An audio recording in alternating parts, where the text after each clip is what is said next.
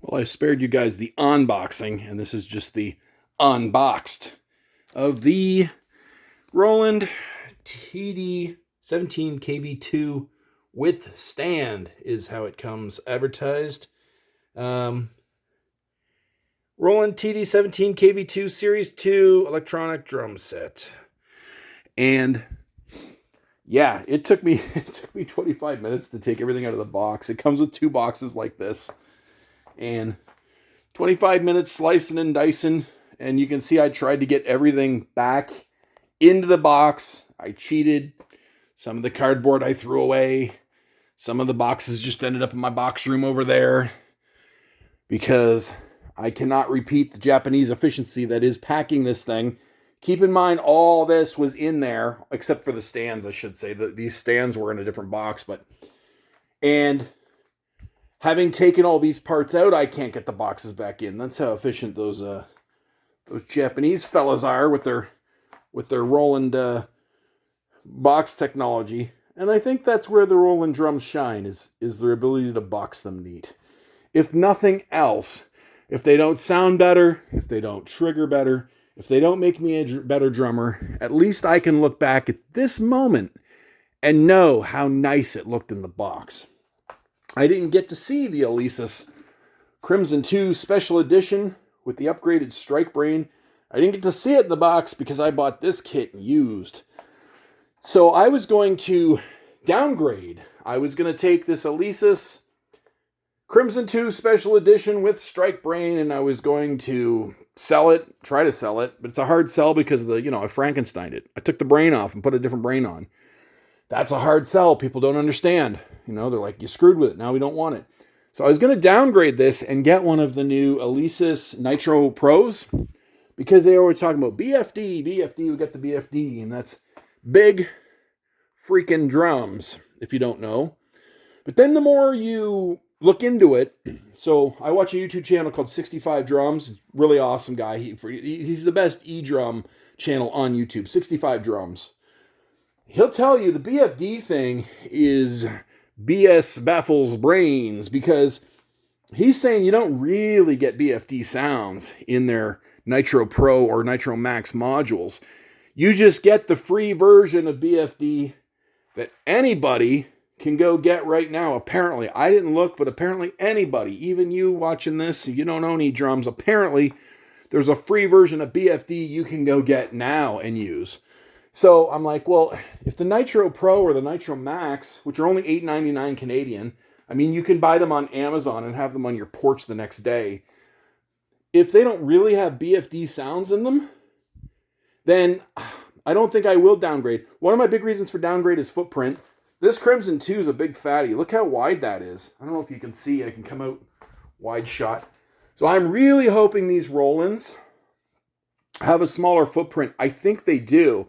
It's strange, I think with the Crimson, I've bought like an intermediate kit, like kind of a semi-pro drummer kit. And with the Roland, I think I've bought the beginner kit.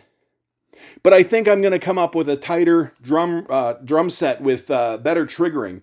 So here's the brain on the Roland. And the reason I know it's a beginner kit is you see that coach button? It plays songs that you can play to. It trains you. It has like a metronome. It will feel your playing and tell you that you're doing it wrong, which is great for me because I've been screwing with drums for 25 years. And let me tell you, I suck. I'm not the best drummer on this street, If I walk into McDonald's and have a Big Mac, I am not the best drummer sitting in that restaurant, if you know what I'm saying, at any given time. So this thing's going to train me, I hope. After 25 years, I hope to learn to do it right. This is how I sort of justify shelling out the over $2,000 Canadian for this. Plus, I am going to get, I'm going to get $1,000 back for this, right? I would love to just give the kit to my son or daughter and go, look, have dad's drum kit in your room. They don't want it. They don't want anything to do with it, which is such a weird thing. Because if I was a kid, oh my God, it would have been the greatest day of my life. But my kids are into video games more than anything. But another option is to set this at another band's house that I record two other bands, right, in two different other places.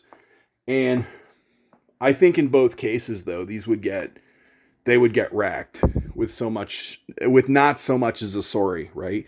I would just come back 2 years to, pick up my drum kit, and they would just be cat wire chewed and Kool-Aid all over them, and it would just be like, sorry about that. Maybe you shouldn't have left it at my house, So I just don't think that, although it's good for me, because then there's a drum kit waiting for me at two buddies' houses, I'm not sure that, that's the way to go.